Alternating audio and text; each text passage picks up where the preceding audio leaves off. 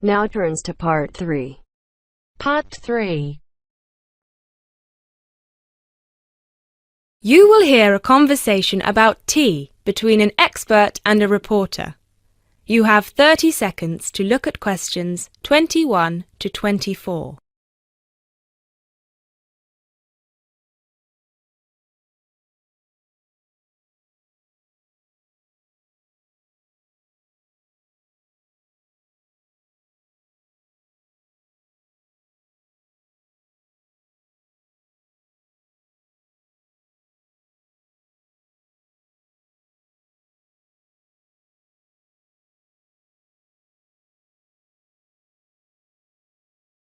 Hi, Jacob. Thank you so much for coming along today. It's my pleasure. I'm very intrigued about what a tea meditation entails exactly.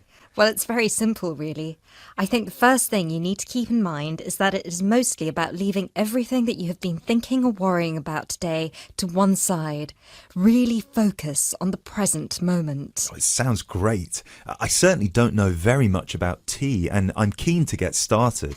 But before you go into more detail, can I ask you what your favourite kind of tea is? Well, I think the kind of tea we are going to have today is my favourite. It is pu'er tea from Yunnan province in southern China. What makes this tea special? Pu'er is a dark tea. The regions of Yunnan, the north of Vietnam and Laos, have one of the best climates for growing tea in the world. Pu'er is a post-fermented tea. Oh, what is a post-fermented tea exactly? It is a tea that has undergone a period of aging in the open air. They age the tea for days, even years. The exposure to humidity and oxygen help to oxidize the tea leaves and encourage fermentation. This changes the smell of the tea and also removes a lot of bitterness from the taste. It sounds similar to the process of aging wine. The process is different, but the effect of aging on the taste is certainly similar. Does this mean the tea can be quite expensive? Absolutely. It can be very expensive. The tea is usually pressed into balls or cakes and sold. At one time, only tea enthusiasts cared about buying these cakes, but now many people have realised that they are an investment, and so buy them like they would buy gold, because the price goes up a lot over time. Before you hear the rest of the talk, you have some time to look at questions 25 to 30.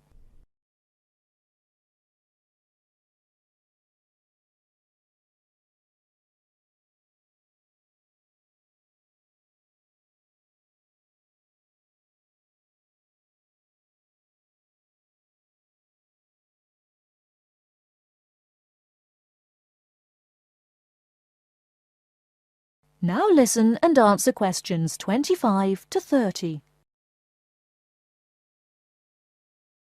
So now I want you to focus on clearing your mind of anything other than this present moment. Let go of any concerns. Okay, one slight problem. I will need to record our conversation and I will need to take notes for the article. I plan to write about this for my newspaper. Is that okay? Oh yes, of course. Whatever you need. Thank you. I'll try to keep my notes to a minimum. Good. So, where was I? Oh yes, I think very few people really appreciate the complexity and variety of tea that exists in the world. Right. Most people are maybe like me and just use tea bags. Exactly. And with a tea bag, the tea is trapped inside and cannot move around freely. You can really taste the difference drinking a brewed tea that was free to move around through all the water. So, do you ever use tea bags? Never.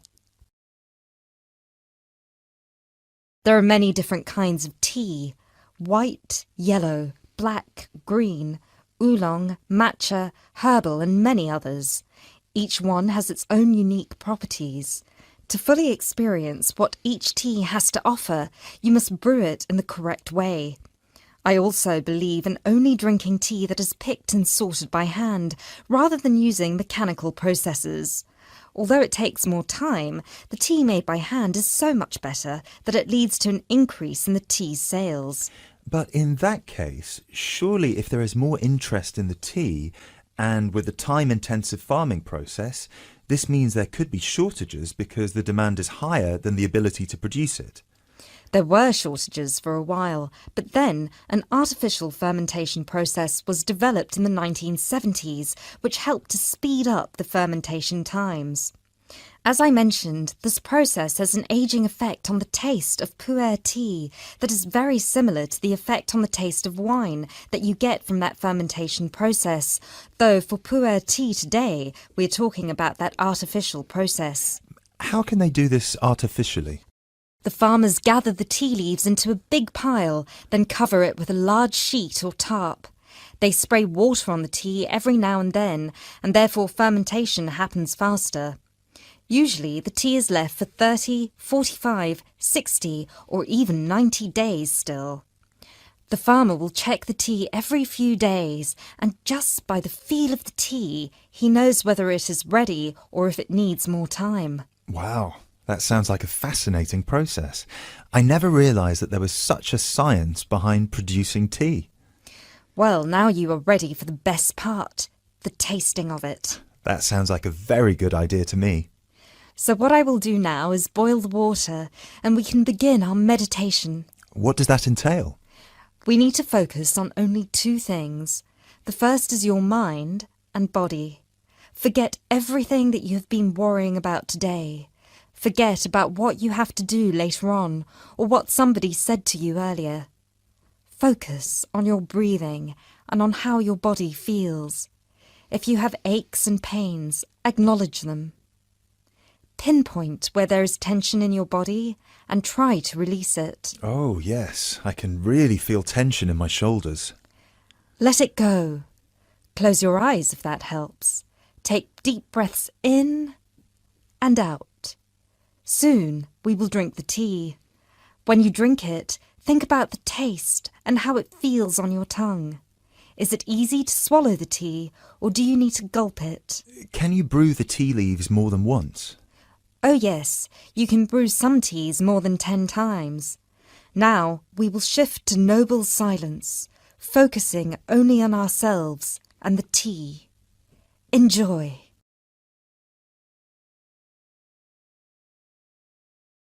That is the end of part 3. You now have half a minute to check your answers.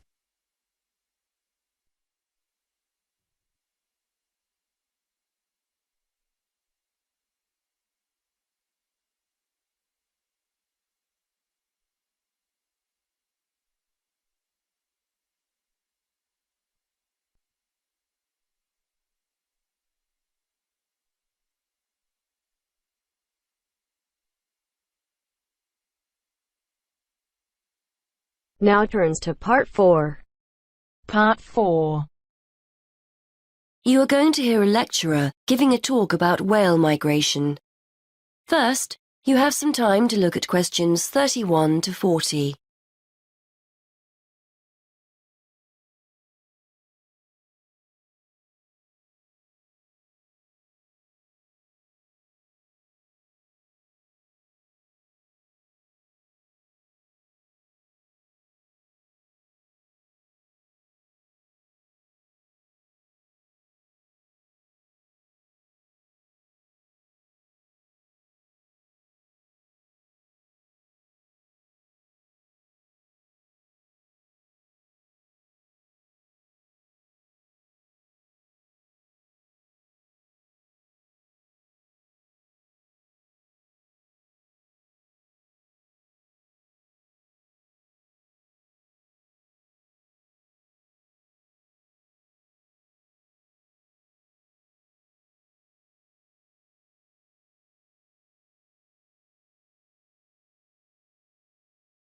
Now listen and answer questions 31 to 40. Today we're going to continue our investigation into the use of technology in plotting oceanographic migratory patterns. And I'd like to focus specifically on creatures that we didn't even realize existed until very recently. Pygmy blue whales. In particular, I'd like to talk about a high-tech method of tracking that researchers have used to find out more about these creatures. Pygmy blue whales, which are one of several subspecies of blue whales, spend their lives in the vast expanses of the Indian and Southern Pacific Oceans. They were first identified as a distinct subspecies in 1966. Before then, they were probably confused with the Antarctic or true blue whale, so it's only recently that researchers have started to learn about them and their migrations to and from their breeding and feeding grounds.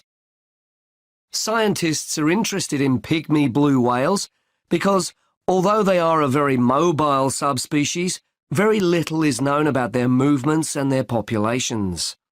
Large-scale movements of whales are particularly hard to study, and what we do know about pygmy blue whales, we've mainly learned from examining whaling records. There are several populations of pygmy blue whales in the southern hemisphere and two main feeding grounds off southern and western Australia. Scientists were interested in testing their hypothesis that the pygmy blue whales feeding off Western Australia migrate to Indonesia to breed.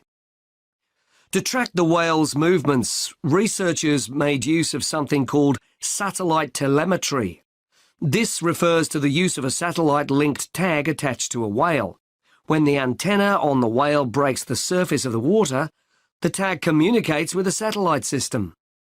The location of the whale can be determined when multiple satellites receive the tag's transmissions, much like how the navigation system works on a mobile phone. Researchers receive this location data in almost real time via the project website, which allows them to track the movement of the tagged whale from many miles away. The use of these tags has enabled researchers to discover that pygmy blue whales do indeed travel northwards from the west coast of Australia in March and April, reaching the warmer breeding grounds of Indonesia in June. They remain there until September, at which time they then return to Australian waters. In addition to identifying the migratory pattern of this particular population of pygmy whales, research has also shone new light on the whales' feeding patterns. It's usually assumed that whales go without food outside of the summer, when they leave their feeding grounds. But interestingly, the pygmy blue whales studied travel from productive feeding grounds off Western Australia to productive areas in Indonesia, and therefore probably still have the opportunity to feed whilst they're in their breeding grounds. It is hoped that mapping the migratory movements of the pygmy whales will help conservation efforts for these endangered animals, and the study has enabled researchers to identify specific conservation issues. For example, the migratory routes of pygmy blue whales correspond closely with shipping routes. Consequently, researchers are keen to monitor whether this has any negative effects on the whale's behaviour. Baleen whales, these are whales that use filters to feed, not teeth, use sounds to communicate and to gain information about their environment. Clearly, as pygmy blue whale movements correspond to shipping routes, there is potential for the noise generated by ships to affect communication and hence social encounters and feeding. Previously, researchers could only hypothesize that pygmy blue whales occupying Western Australian waters travelled into Indonesian waters. Now that this hypothesis has been borne out by evidence, conservation efforts can be undertaken in a wider area than just Australian waters. However, scientists aren't stopping here.